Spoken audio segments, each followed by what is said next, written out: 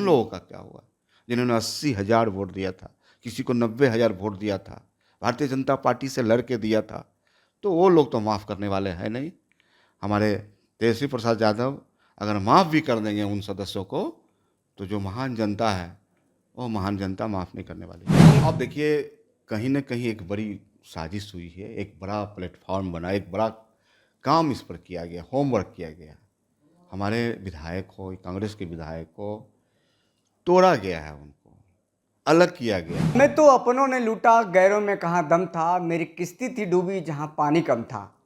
बिहार में 5 सीटों पर राज्यसभा के चुनाव हुए और दावे दोनों तरफ से किए जा रहे थे कि हमारे पास बहुमत है, हमारे पास बहुमत है।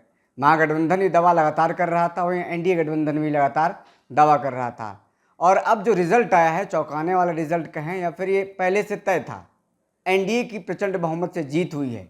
दावा जो साफ तौर पर किया जा रहा था महागठबंधन के नेताओं की तरफ से, साफ तेजस्वी यादव हो या फिर रणविजय साहू जो राजद के वरिष्ठ नेता हैं, विधायक हैं, कि हम जीत रहे हैं, एक तो राज्यसभा सांसद बन नहीं रहा हमारा। उन दावों का क्या हुआ सर? दावे खोखले साबित हुए, आपके विधायक भी नहीं आए और साथ में आपके जो घटक दल हैं कांग्रेस, उसने भी आपको दगा दिया। कहाँ पर चूक हो गई? देखिए, भारतीय जनता पार्टी और एनडीए के नेताओं को अब कहीं लोकतंत्र पर भरोसा नहीं है, संविधान पर भरोसा नहीं। अगर भरोसा है तो उन्हें धन तंत्र पर, जुगाड़ तंत्र। आप बताइए जरा, 202 सीट है उनकी सदन के अंदर और उन्होंने प्रत्याशी उतारा, यह जानते हुए कि हमारे पास मतों की संख्या कम है। यानी उन पहले से उनके दिमाग में चल रहा था कि हम खरीदेंगे, कांग्रेस के लोगों को खरीदेंगे, राष्ट्रीय जनता दल के लोगों को खरीदेंगे, ओवैसी के लोगों को खरीदेंगे, भाजपा के लोगों को खरीदेंगे।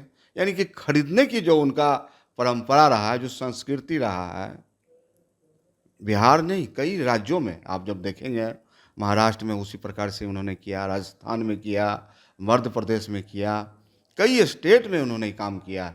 तो बिहार में भी हॉर्स ट्रेडिंग हुई और जो उनके कमिटेड हैं राष्ट्रीय जनता दल के प्रति विचार से, व्यवहार से, हमारे जो माननीय सदस्य हैं जो कल नहीं आ पाए या कांग्रेस के साथी ने कल मतदान नहीं कर पाए, तो बिहार की जनता तो पूछेगी उनसे, उनसे सवाल कर रही है, उनके गांव में कर रहे हैं, उनके कंस्टिट्यूंसी में कर रहे हैं। और जनता महान है, जनता स्वतंत्र है, जनता सब कुछ समझती है, जनता बोलती नहीं है, जनता बोलती है चुनाव के वक्त। सवाल ये है, खरीदने बिकने का सवाल तब होता जब क्रॉस वोटिंग होती। क्रॉस वोटिंग नहीं हुई है, आपके विधायक एब्सेंट रह गए और उन्होंने ये कहा कि हमारे माँ जी जो हैं उनका तबीयत खराब है, दिल्ली में भर्ती हैं, पार्टी से बढ़कर माँ नहीं है। ये तो मानने वाली बात है ना। अब देखिए, कहीं ना कहीं एक बड़ी साजिश हुई है, एक बड़ा प्लेटफॉर्म बना, एक बड़ा काम इस पर किया गया, होमवर्क किया गया।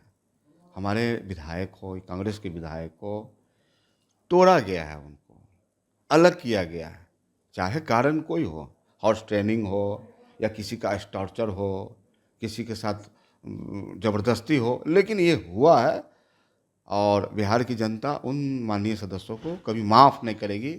जहां महागठबंधन के माननीय सदस्य राज्यसभा के रूप में एडी सिंह ने नामांकन किया था और हम 1-2 वोट से ही चूक गए, तो बिहार की जनता काफ़ी अफसोस हुआ है। 1,90,00,000 लोगों ने तेजस्वी प्रसाद यादव को बिहार का मुख्यमंत्री बनाने के लिए मत दिया था। मायूस हुए हैं लोग, मायूस हुए हैं और उन्हें लगा है कि लोकतंत्र हारा है, धनतंत्र जीता है। आप लगातार दूसरे दलों को संपर्क कर रहे थे कि हमें आप वोट कीजिए। एआईएम के जो तमाम सहयोगी मतलब विधायक हैं उनको आपने संपर्क किया, कहा कि हमें समर्थन दीजिए, हमें जिताइए, लेकिन वो लोगों ने तो आपको समर्थन दिया। वो लोग पक्के वादे के साथ, मजबूती के साथ खड़े रहे। इकलौते विधायक बीएसपी के सतीश यादव ने बाकायदा बयान दिया कि हमने वोट किया है महागठबंधन को, लेकिन दूसरे दलों में टटोलते रहे, नब्ज देखते रहे कि साथ में रहे, लेकिन आपके ही बर्तन में छेद निकला, आपके ही विधायक फरार हो गए, आए नहीं। गठबंधन को तो कम से कम अपने पाले में रखने की कोशिश करनी चाहिए थी। तमाम विधायकों को होटल में बंद कर दिया था आपने। देखिए, तेजस्वी प्रसाद यादव के नेतृत्व में जो महागठबंधन के सर्वमान्य नेता है, हमारा जो बिहार का महागठबंधन है, उसके नेता के रूप में तेजस्वी प्रसाद यादव सदन के अंदर हैं और बखूबी सभी को साथ लेकर चलते हैं। उनके अंदर जो नेतृत्व क्षमता है, जो उनके पास कुशल नेतृत्व है, उसके बदौलत सभी लोगों को साथ लेकर चलते हैं। लेकिन सवाल खड़ा होता है कि भारतीय जनता पार्टी और एनडीए के तमाम ऐसे नेता हैं जो लोगों को तोड़ने के लिए तरह तरह का प्रलोभन दिया गया है। तो कहीं न कहीं जो माननीय सदस्य इस मतदान से वंचित होकर अपने घरों में रहे हैं, कैद होकर रहे हैं, तो उनको तो बिहार की जनता माफ़ नहीं करने जा रही है। और खासकर उनके कंस्टिट्यूएंसी के लोग जहाँ से वो चुन के आए थे, साहब महागठबंधन के वोट पर चुन के आए थे आप ना, महागठबंधन ने आपको टिकट दिया था, चाहे कांग्रेस हो चाहे राजद हो। उन लोगों का क्या हुआ जिन्होंने 80,000 वोट दिया था, किसी को 90,000 वोट दिया था, भारतीय जनता पार्टी से लड़ के दिया था, तो वो लोग तो माफ़ करने वाले हैं नहीं। हमारे तेजस्वी प्रसाद यादव अगर माफ़ भी कर देंगे उन सदस्यों को, तो जो महान जनता है वो महान जनता माफ़ नहीं करने वाली। कांग्रेस के विधायक जो मनोज विश्वास हैं उन्होंने वोट नहीं किया। उनसे हमने जब बातचीत की तो उन्होंने कहा कि प्रदेश अध्यक्ष के साथ जिस तरीके से बर्ताव किया गया, उनको बुलाया नहीं गया, पार्टी जब बातचीत हो रही थी उनको तवज्जो नहीं दी गई, तो प्रदेश अध्यक्ष ने कहा कि अपने दिल की बात सुनो, करना करो, नहीं करना नहीं करो। तो तेजस्वी यादव को उन्होंने खरी खोटी सुनाई कि ऐसे उम्मीदवार को उतारा कि जो हम लोग नहीं चाहते थे। देखिए, आप गांव में एक कहावत है, काने के मन हुल तो आँख में गरल खुट्टी। अब मनोज विश्वास जी को मैं व्यक्तिगत 15 वर्षों से जानता हूँ। इसी राष्ट्रीय जनता दल के स्कूल से पढ़ के निकले, इसी राष्ट्रीय जनता दल के पार्टी के प्रधान महासचिव अररिया से थे। अंतिम समय में पार्टी ज्वाइन कराया गया, उनको टिकट, एक कार्यकर्ता थे। लेकिन जिस रूप में उन्होंने अपना भविष्य खराब किया है, तो कहीं ना कहीं उनका भविष्य खराब हुआ है। महागठबंधन के बैनर पर, महागठबंधन के सिंबल पर जीत के आए थे। उनको महागठबंधन के प्रति वफादार पार्टी सर्वोपरि होती है, माँ होती है, और उसके साथ आपने गद्दारी किया है, जीवन में आप सफल नहीं कर सकते। फैसल रहमान तो आपके अपने थे, तेजस्वी यादव के बेहद करीबी थे। 15, 20, 25 तीनों चुनाव में टिकट दिया आपने उनको। ऐसा क्या हो गया, पार्टी के साथ ही गद्दारी कर लिए? नहीं, निश्चित तौर पे फैसल रहमान ही नहीं, उनके पूरे परिवार, यानी उनके अब्बा, उनके पिताजी महतूर रहमान साहब एक बड़े नेता हुआ करते थे राष्ट्रीय जनता दल के, पार्टी के एमएलए रहे हैं और पार्टी के राज्यसभा मेंबर भी रहे हैं जी। और फैसल साहब भी लंबे समय से राष्ट्रीय जनता दल के रहे हैं। लेकिन अगर किन कारणों से उपस्थित नहीं हो पाए तो बिहार की जनता समझ रही है।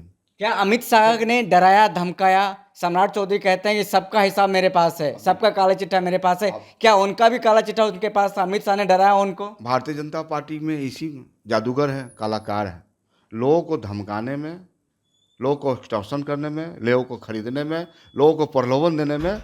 और इस राज्यसभा चुनाव में भी हॉर्स ट्रेडिंग हुआ और बड़े पैमाने पर खरीद बिक्री की गई। कांग्रेस के साथ गठबंधन रहेगा या नहीं रहेगा? जो जिस तरीके से बातें सामने आ रही है, लगभग कहा जा रहा है कि खेला खत्म है। कांग्रेस ने कह दिया है कि प्रदेश अध्यक्ष का हमने बात माना। अधिक खेला तो अब जदयू का खत्म होने वाला है। नीतीश कुमार जी को बिहार की जनता ने, आवाम ने मुख्यमंत्री के रूप में 2025 से 30 के लिए स्वीकारा था, लेकिन खेला तो अब जदयू में खत्म होने वाला है। और कांग्रेस और राष्ट्रीय जनता दल, वाम, लेफ्ट, तमाम पार्टियां का जो विचारधारा सोशलिस्ट है, हम वसूलों की राजनीति करते हैं, हम सुविधा की राजनीति नहीं करते हैं, हम विचारों की राजनीति करते हैं। और उन विचारों पर मजबूती से तेजस्वी प्रसाद यादव आगे बढ़ रहे हैं और हम होंगे कामयाब। हम लड़ेंगे, जनता के मुद्दा के साथ हम लड़ेंगे और आने वाला समय में निश्चित रूप से बिहार में हमारी सत्ता आएगी। आखिरी सवाल, फैसल रहमान के साथ अब क्या होगा? पार्टी से बाहर करेंगे, उनकी सदस्यता रद्द करवाएंगे, क्या करेंगे आप लोग? और पार्टी प्लेटफॉर्म पर बैठक होगी, चर्चाएं होगी, और सबसे बड़ा अदालत है जनता की अदालत। जनता की अदालत, जनता फैसला लेगी। हमारे साथ बातचीत कर रहे थे राजद के वरिष्ठ नेता विधायक रणविजय साहू जी। तमाम मुद्दों पर खुलकर बात हुई। फैसल रहमान के साथ क्या होगा, कांग्रेस के साथ क्या होगा, और बीजेपी किस तरीके से तंत्र के साथ खिलवाड़ की है। फिलहाल इस खबर में इतना ही। सहयोगी मनीष के साथ मैं विशाल, बहुत बहुत शुक्रिया।